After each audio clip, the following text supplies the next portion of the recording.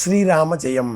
గృహ నిర్మాణాన్ని చేపట్టే సమయంలో పాత గృహాన్ని తొలగించి కొత్త గృహం నిర్మించే ప్రయత్నాలు చేసినప్పుడు పాత గృహానికి సంబంధించిన కొంత కలప, మేలు అయినటువంటి కలప కొంత లభించిన పక్షంలో ఆ పాత గృహంలో వినియోగించిన కలపను చిత్రిక పట్టి రూపురేఖలు కొద్దిగా మార్చి ఆధునికం చేసుకొని కొత్త ఇంటి నిర్మాణంలో వినియోగించవచ్చా అని కూడా అడుగుతూ ఉంటారు. నేటి కాలంలో కలప చాలా ఖరీదైనటువంటి వస్తువు కావడంతో ఇలా వృధాపరచడం కంటే ఆ కలపను తిరిగి వినియోగించుకోవడం అవకాశాలు ఏమైనా ఉన్నాయా అనే ప్రశ్న కూడా వేస్తూ ఉంటారు.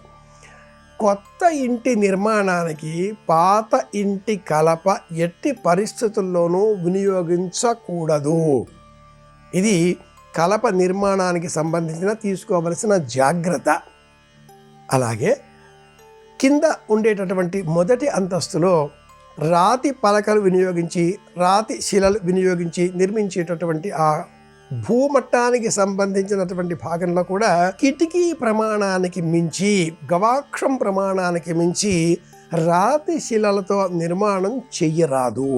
అలా మొదటి అంతస్తు అంతా కూడా రాతి శిలలతో నిర్మించిన ఎడల ఆ గృహంలో నివసించడం ఇబ్బందికరంగా మారుతుంది, ఆర్థిక నష్టాలను చేకూరుస్తుంది అని మనకు మయవాస్తు తెలియజేస్తుంది.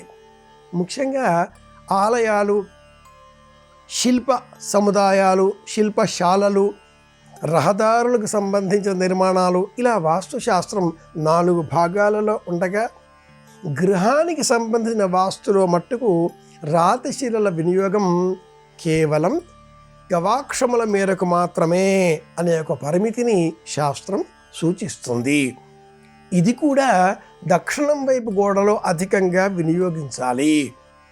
పునాదుల మట్టుకు తప్పనిసరిగా ఇంటి నిర్మాణానికి సమానమైనటువంటి నిష్పత్తిలో 1:2 అనే నిష్పత్తిలో ప్రామాణికంగా ఆ భూసారాన్ని పరీక్ష చేసిన అనంతరం భూమి బరువు, భూమి బలం, భూమిలో నీటిని నిల్వ చేసుకునే శక్తి, వీటన్నింటినీ కూడా పరిగణనలోనికి తీసుకొని కనీసంగా 5 అడుగుల మేరకు నీరు, నిప్పు, గాలి, ఆకాశం, పృథివీ, ఈ 5ంటికి ప్రామాణికంగా 5 అడుగుల మేరకు భూమి లోపల 4 వైపులా తప్పనిసరిగా రాతి శిలలతో నిర్మాణం ఉండాలి అని కూడా శాస్త్ర ప్రమాణం. ఇలా భూమిలో నిర్మించే ఈ భాగాన్ని కూడా ఈనాటి కాలంలో భూగృహ గదుల నిర్మాణం అన్న పేరిట వినియోగిస్తున్నారు. శాస్త్రం ప్రకారం ఇలా వినియోగించకూడదు. ఒకవేళ వినియోగించినా కూడా వాటిల్లో నివాస స్థానంగా శయనగృహం, అతిథి గృహం, పాకశాల వీటిని ఎట్టి పరిస్థితుల్లో కూడా ఏర్పాటు చేయరాదు. తపస్సు చేసుకోవడం కోసం, సంగీత సాధన కోసం, ఆధ్యాత్మిక సాధన కోసం ఇలా భూగృహాలను వినియోగించవచ్చు. లేదా ఏవైనా ఇతర కారణాల చేత వాహనముల నిలుపుదలకై ఈ ప్రాంతాన్ని వాడుకోవచ్చును. కానీ ఇతర సామాజిక భౌతిక జీవన అవసరాలకై భూగృహాలను వినియోగించరాదు అని కూడా ప్రమాణం. రాతి శిలలు, కలప, మట్టితో చేసిన ఇటుకలు వీటన్నింటినీ కూడా వినియోగించేటటువంటి క్రమంలో ఒకవేళ పాత ఇంటికి సంబంధించిన కలప ఏదైనా అధికంగా మనకు మిగిలి ఉంటే పూర్వం కట్టి ఉన్న ఇంటి పైననే, పూర్వం నిర్మించిన నిర్మాణం పై భాగంలోనే కొత్తగా ఇంకొక పోర్షన్ కానీ మరి ఒక భాగం కానీ నిర్మించే సమయంలో పరిమితులకు లోబడి వినియోగించవచ్చు అనే సలహాని కూడా స్పష్టంగా వాస్తుశాస్త్రం తెలియజేస్తుంది. ఎట్టి పరిస్థితుల్లో కూడా పాత గృహానికి వినియోగించిన కలపను కొత్త గృహంలో ప్రధాన ద్వారంగా మట్టుకు వినియోగించరాదు. పూజాగృహం, పాకశాల అంటే వంటగది, ప్రధాన ద్వారం ఈ 3ంటికి కొత్త కలప లేదా కొత్త ద్వారబంధాలనే ఏర్పాటు చెయ్యాలి. ఇది ప్రమాణం.